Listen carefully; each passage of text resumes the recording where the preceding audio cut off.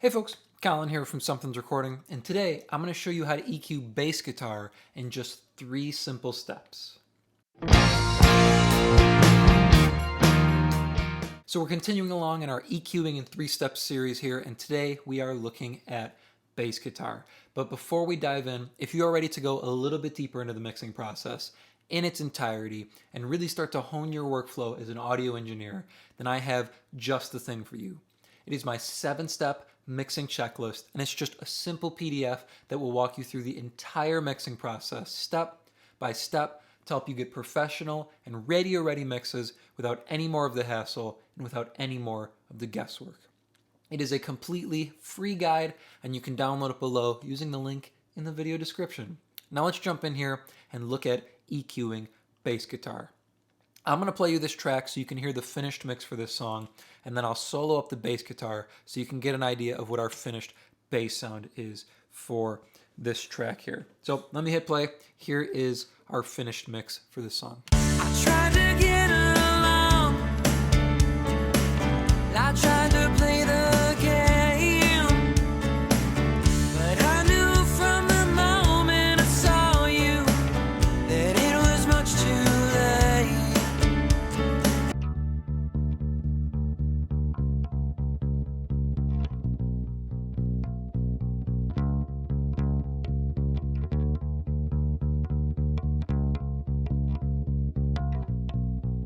So you can hear our bass guitar has some nice weight, some nice bottom end warmth to it, but it also has good top end. You can hear some fret noise, you can hear the fingers on the strings. That's what we want to hear. We want some good top end balanced with some good bottom end on our bass guitar. So 3 steps here to EQing bass guitar. Our first step, as always, which is probably pretty consistent across these videos, is getting rid of the frequencies that we don't need. Now on bass guitar here, that is 2 things. So let me take off these next 2 plugins here. We have 2 areas that I'm focusing on bass guitar. And more often than not with bass guitar, it's usually only 1. The first area for me is setting the high pass filter, okay? So we want to get rid of all of the bottom end sub area that we don't need in our bass guitar to make more room for the fundamental so we can boost that later on. So I've rolled the high pass filter here up to about 70 hertz. For me, the fundamental is usually sitting around 70 or 80 hertz here, and I like to put the high pass right below it so we make as much room as possible for that fundamental to shine through. Take a listen here without the high pass and then with.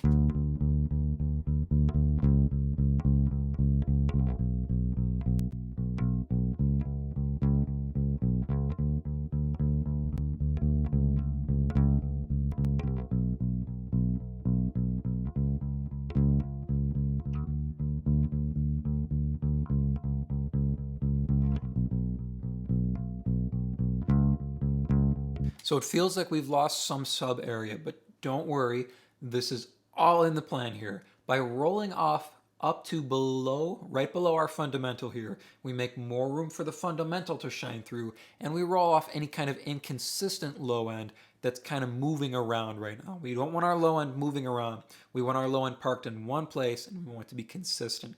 That's how you get powerful low end on your bass guitar. So we're rolling off to right below our fundamental, so later when we boost, we have consistent low end. That's our first piece here in our step 1, is setting our high pass filter. And a lot of times, for me, what I'll find is this is the only thing I'm doing in step 1. I'm just setting my high pass filter, and that's getting rid of all the frequencies that I don't need on bass guitar. But here in this bass guitar, there was a little bit in the low mid area here that was kind of sitting around that headache frequency. And for me on bass guitar, that headache frequency is usually around 200 hertz here. So there was a lot of stuff going on at around 180 that was building up, that was taking up a lot of room on our bass guitar. So I want you to listen here. I'm going to hit play without this cut in, and then I'm going to hit this cut in, and I want you to listen how our bass guitar suddenly has a lot more room to breathe here.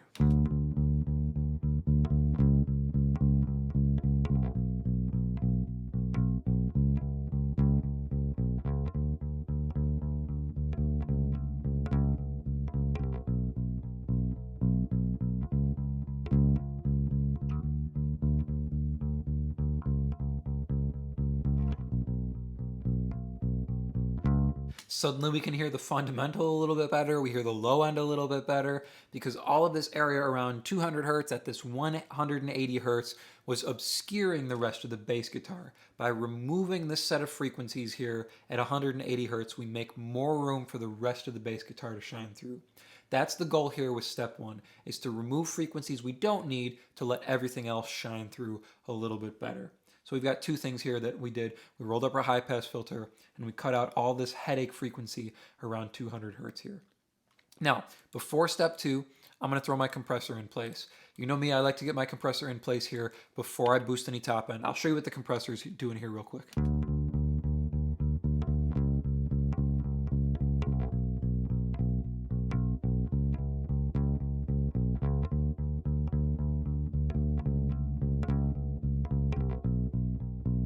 It's not working too hard, 3 to 5 dB reduction with the FET comp here.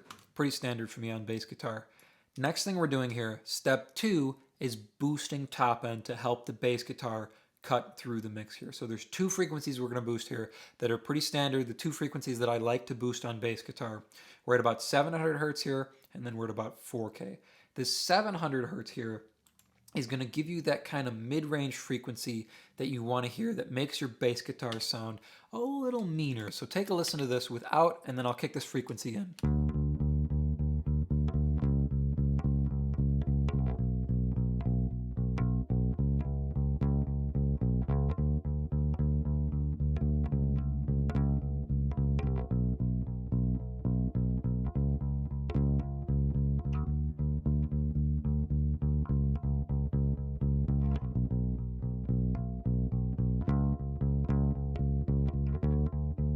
So it gives the bass some nosiness here in the mid-range. And this boost here sits really nicely with a lot of electric guitars. So usually for me on electric guitars, I'm putting a boost here in the high mid area at about 1.5K.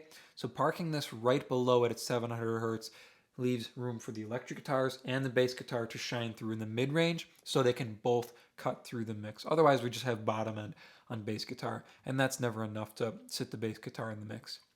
The next frequency we're boosting here is up at 4K. This is going to give us some brightness on the bass guitar, as well as let us hear the finger noise and the fret noise, which helps your bass guitar be heard in the top end on the mix. So if you're listening on smaller speakers that don't necessarily push a lot of bass, you're still going to hear your bass guitar inside the mix. Take a listen here, and I'll put this frequency boost in. We're doing 10 dB at 4K. It seems like a lot, but listen to how it changes our bass guitar.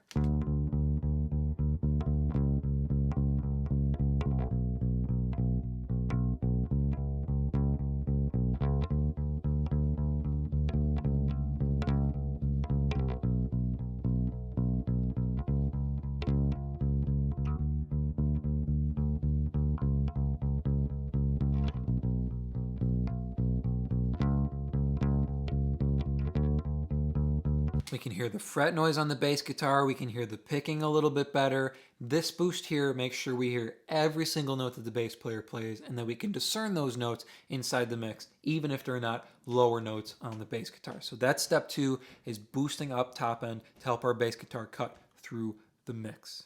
Step number three for EQing bass guitar, which you've probably guessed, is boosting low end. And I'm boosting low end after compression here. So we've removed the frequencies we don't need. Then we've compressed our bass guitar so we get our bass guitar really even. Now we're going to boost bottom end. So our bottom end is going to be focused and it's going to be balanced because we've used our compression to even out our bass guitar here. Take a listen to this. So we've got a 4 dB boost at 80 hertz here, and you can see we're bringing up all the bottom end here. Let me play without the boost, and then I'll kick it in.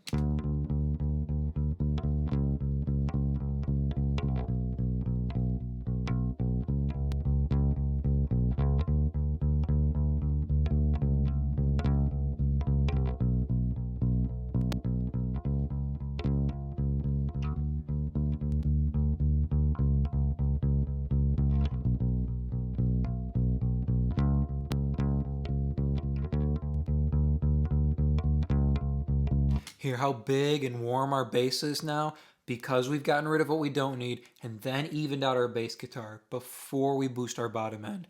Our low end is even and it's powerful. We get all that bottom end warmth and it's not moving around. It's parked right in one place and it's consistent. So listen all together now, all 3 steps here on our bass guitar, and I'll throw it inside the track as well.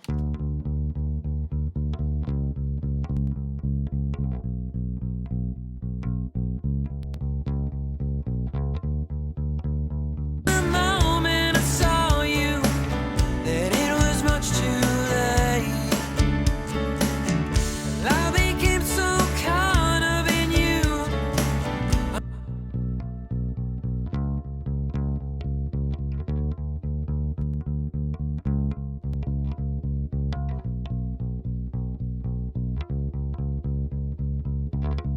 Completely transforming our bass guitar in just 3 steps on EQ. Step number 1, getting rid of what we don't need.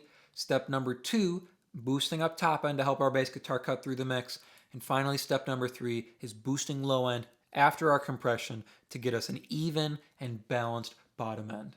I hope that was helpful for you. As I mentioned at the beginning of the video, if you're ready to take your mixes to the next level and really start dialing in your workflow as an engineer, then I have just the tool for you, and it is completely free. It is my 7-step mixing checklist, and you can download it below completely for free to start creating more professional mixes in less time.